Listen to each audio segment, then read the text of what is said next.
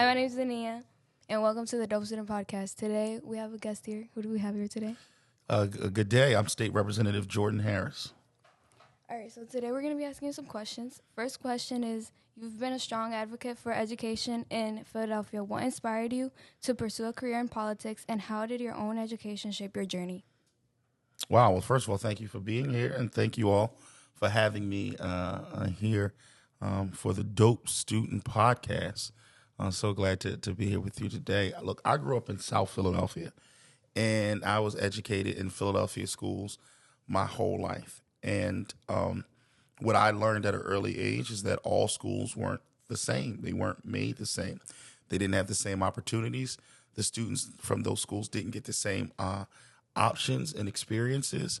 And I just didn't understand why that was. So when I graduated, went to college and whatnot, and got involved in politics, I began to see that how schools got money, how schools got programs, and what the young people were going to be exposed to was all a part of the political process, from how they got funded in Harrisburg in the city to who the mayor was, to who was in charge of the school district, to making those decisions about what happens in our schools. So for me, I was grateful to be able to run for office, and I've been in office for 12 years. And now I'm in a position where I really can help drive money from the state capitol into our schools so that young people like you have more options and opportunities when you're in your schools.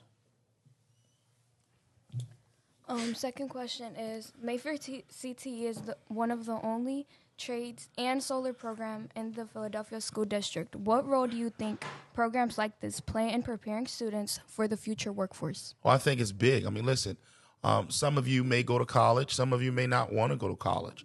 And that's okay. I mean, what is necessary is that once you finish high school, you have to do something. And trade and technical education is extremely important because, here's the thing. A couple months ago, I had a leak in my house, in my basement, and I had to call a plumber.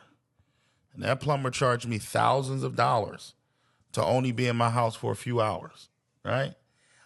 There are lots of people out there, plumbers, electricians, carpenters, laborers, roofers, who are making significant money to support their families, and they didn't have to go to college.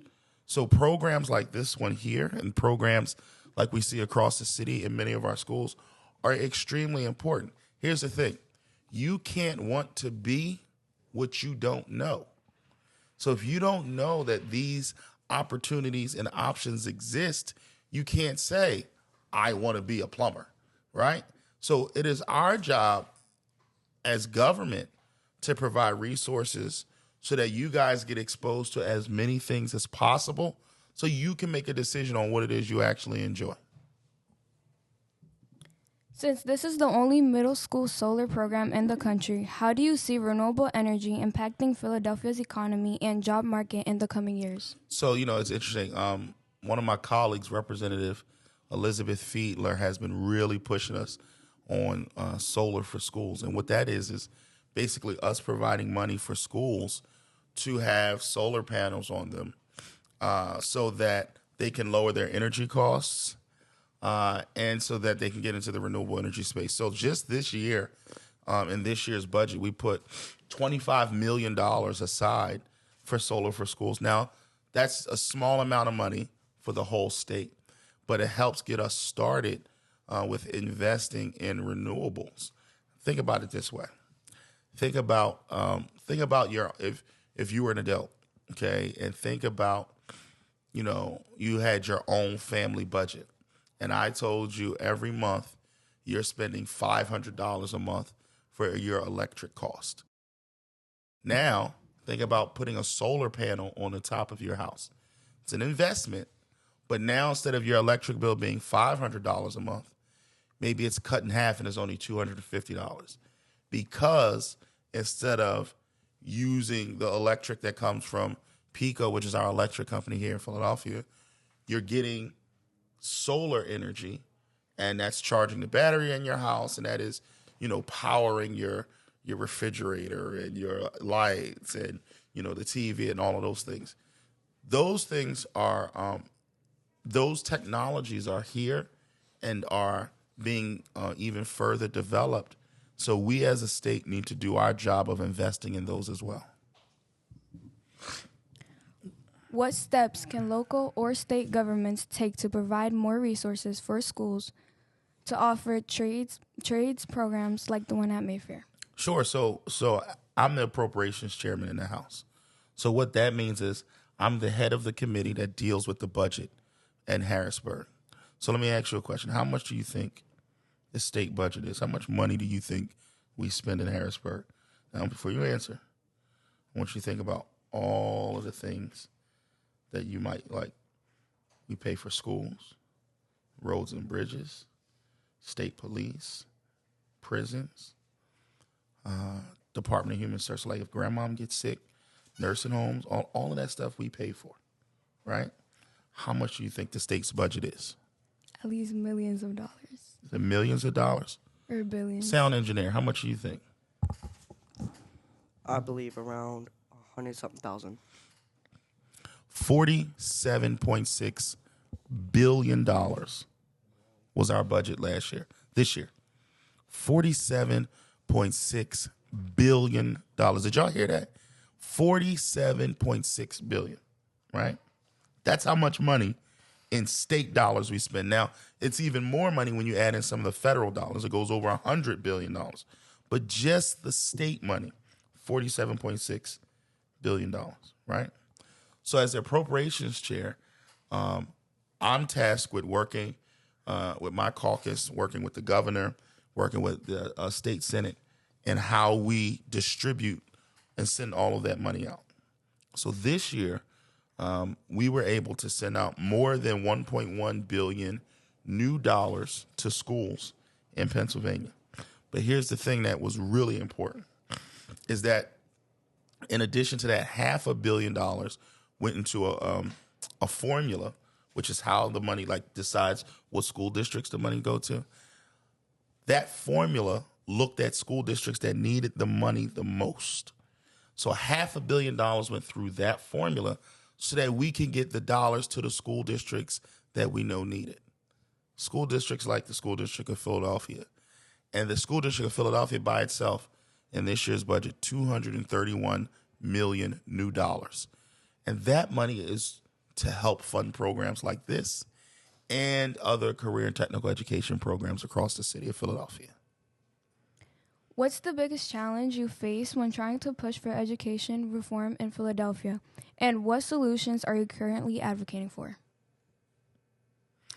I would say the biggest challenge is two things. One, I think there's some folks who just don't believe in you. They don't believe that you deserve options and opportunities like everybody else. They don't think that we should be spending and investing the resources in your school and in programs like this. That's the first challenge.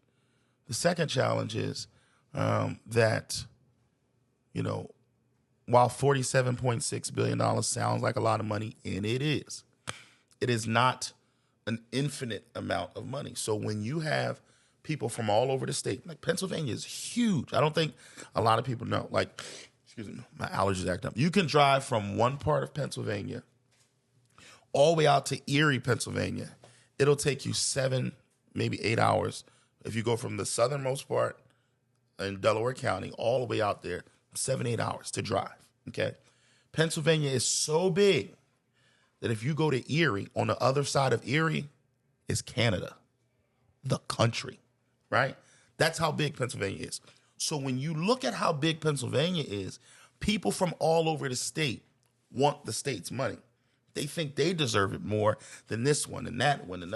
So it's also our job as folks who represent Philadelphia to make the argument and make the case for why we need those resources, right? So the two things, it's folks that don't believe that you should have, and then just the struggle for a finite amount of resources that needs to be spread across the whole state. That makes sense. What advice would you give middle and high school students interested in careers in trades, politics, or other non-traditional paths? Do it now. Okay? Here's the thing. You don't have to wait until you're old like me. Well, I ain't that old. I still think I'm young. Sometimes when I get up in the morning and my back be hurting, I realize I'm not as young as I think I am. Anyway, I think you can start now. Like, here's a funny thing. When I was your age, I was president of my student government. Okay. When I was in high school, I was also I was president of my elementary school. I was president of my student government in high school. Okay. When I went to college, I was involved in, at that time, it was called the Student Senate. I was involved in that. Right? You can get activated now in your school, but not only in your school, your local rec centers, you can be involved in, and your local rec centers. You can do all of those things. So you don't have to wait until, quote unquote, you're an adult to be involved and engaged. You can do it now. And I would encourage you to do it now. I would encourage each and every one of you to try and experience different things to see what you like. You might like being a plumber. We were just out there and y'all had the handsaw. You may have enjoyed that. So you might want to actually explore what a career looks like for you. Who has been a mentor for you throughout your career, and how important do you think mentorship is for students? Oh, I think mentorship is extremely important, and I think you're never too old to have a mentor. I mean, I still, at 40, I'm 40 years old. I still at 40 have mentors that I call. And here's the other thing I want you to understand. I think you can have different mentors for different parts of your life. So, for example, when it comes to how I view myself as a man, I have mentors for that. My dad is a mentor for that. My best friend, Gerald, is a mentor to me for that, how I see myself as a man, how I see myself as an elected official. One of my mentors is Senator Anthony Williams, who's my state senator who helped me get in politics. He's a mentor to me in that. So I think it's extremely important for you always to have somebody that you can pick up the phone, call, and talk to them about ideas, and they can give you insight. Now, here's the thing. You got to be careful of who you have as mentors. Okay? I want you, because even at your age right now, if you hang with the wrong group, that can get you in trouble. You taking bad advice from the wrong people, that will lead you down a pathway that's trouble. So if you're looking at these people who are older than you and they are not advancing in life and they're not, moving forward in life and, being gainfully employed and you don't necessarily need to look up to them and gain mentorship from them. But you need to find people who are doing the right things, who are moving forward in life. And look, ask them. You'd be surprised. You'd be surprised. If you ask somebody to be a mentor to you, many of them will say sure. And that doesn't mean that, that y'all talk every day. Sometimes it's once a month and they're giving you advice or giving you support. When I was a young guy, I had a guy, his name was William Love. He was my mentor since I was 8 years old. And we used to ride bikes together. And he was like a big brother. And he's still in my life to this day. And, he helped really guide me as a young child. But he, was somebody that I could call and ask for advice because I knew that he was moving forward and doing positive things in his life. What's your favorite spot in Philly to grab a cheesesteak or another iconic Philly dish? Jim's West. All right? Jim's West. Delisandro's is good too, but Jim's West. And Jim's West is owned by a group of African-American young people, so I am definitely supporting them. Shout out to Vicky, who lives in my district. We love Jim's West. That's a free promo for Jim's West. There you go. If you weren't in politics, what other career could you see yourself doing and why? Yeah, so before I got into politics, I was a school teacher. Before I got into politics, I taught middle school social studies. A lot of people don't know that. So if I wasn't in politics, I'd probably be back in a classroom. Now, I'm not sure if I could do middle school anymore. I don't know if I have the energy level. You know, and like my staff had me do this funny TikTok, and some of the words y'all using, I don't know how to ate. Like you ate, no, no, it didn't make sense to me. Some of the words, so I don't know if I could do middle school anymore. But I probably would use the knowledge that I've gained in government and teach at a university or something like that, so I can see myself back in the classroom. When you look back on your career in politics, what do you hope your legacy will be, especially in the realm of education and opportunities for young people? It's a good question. My hope, my prayer is that the work that I've done will have provided a young person an opportunity that they did not have before, to expose them to something that they did not know, to help them find love of education that they did not have before, and to illuminate their mind to the things that today seem impossible, but that with hard work become possible. You know, education is extremely powerful, extremely powerful. You know, it's why so many people want to keep it from you. Listen, when you have the power to learn, nothing is impossible. Think about that. I want you to seriously think about that. You know, I might not know Chinese. I don't know Mandarin, right? But I know how to learn. So if I sat down and spent the time, I could learn that.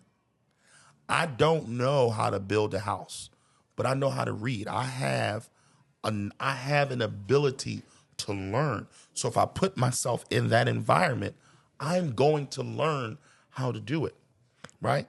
So that in itself unlocks so many doors. There's no door that remains locked to you when you know how to learn, right? So my hope, my goal is that the work that I do in Harrisburg helps more young people get that foundation of learning and a love for it, so that you never feel like I've learned enough, but that you always feel like I want to know more. Lastly, is there any social media accounts you would like to share with us? Oh, absolutely. You can follow me on Instagram, Jordan A. Harris on Instagram. It's a dope page. You want to follow it. So you could follow me on, I don't know my TikTok off the top of my head, but I got almost 40,000 followers on TikTok. So y'all probably want to follow me on TikTok too. Oh, it's Rep Jordan Harris, R-E-P, Jordan Harris on TikTok. It's Jordan A. Harris on Instagram, and on Twitter. Y'all probably don't do Twitter. It's Rep Harris on Twitter. It's okay if y'all don't do Twitter. But for sure, Instagram, TikTok, holla at me. We're so glad to have you here, and thank you guys for watching another episode of the Dope Student Cup podcast. Bye. Peace.